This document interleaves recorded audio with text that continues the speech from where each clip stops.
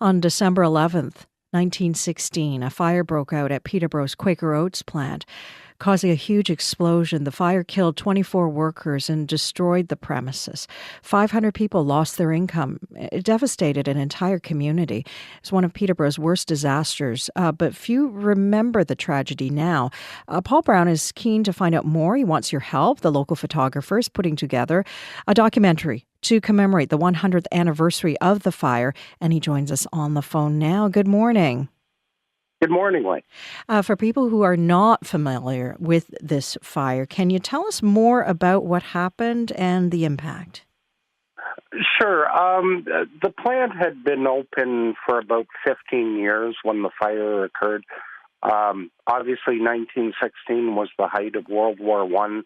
The plant was very busy on a three-shift operation, and in milling and plants of that nature, dust is always a safety concern.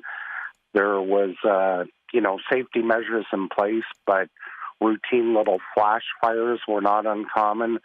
That occurred on that day, which led to a catastrophic explosion and then a fire that totally engulfed the entire facility and, in fact, burned hot for 4 days. How would you characterize the impact that it had on the city and the local community? Well, at that time, it was pretty devastating.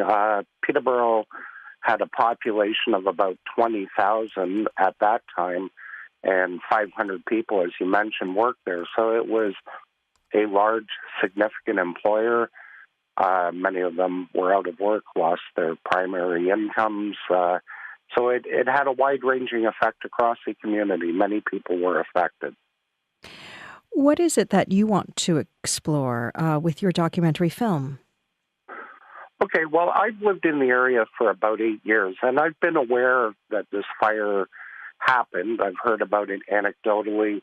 On anniversaries, there have been mention of it in the local media, but I didn't know the whole story and the story of the people that were victims and perished in the fire and the greater effect on the community. And although there's always been photographs and printed material about it, no one's ever put it down on film. So I thought this would be a great opportunity to kind of put the whole thing together.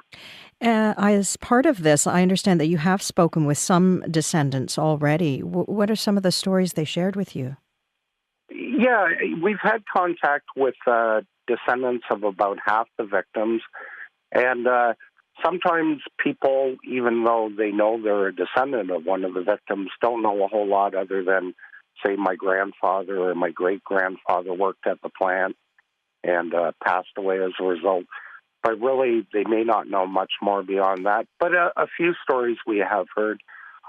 One individual, her grandfather actually didn't succumb until 18 months after the fire, was badly burned, but died as a direct result of the injuries he sustained. And she told me how her mother said for those 18 months how he just coughed incessantly, that the damage to his lungs was, so complete that he never recovered at all. Why do you think it is important to remember the people who work there and what happened to them? Well, I think it's important because there still are many descendants in our area and probably across Ontario and Canada and even beyond in this day and age that maybe not know the whole story. They know that they lost an ancestor in the fire, but not the reason why it happened, what ensued when the fire took place. So it's to draw a circle around the whole story. Well, Paul, thank you very much for taking the time to speak with us this morning. Okay, and we are still looking for descendants of about half the victims. We do have a Facebook page, just Quaker 100th Anniversary. If people go have a look and if they may have a connection, we'd love to hear from them. All right, thank you. I'll make sure I share that link with our listeners. Thanks. Okay, thank you so much. That was Paul Brown in Peterborough. He is the director and producer of a documentary on the 1916 Quaker Oats plant fire. If you have information that might be useful to Paul, check our Facebook page later today, facebook.com/Ontario Morning.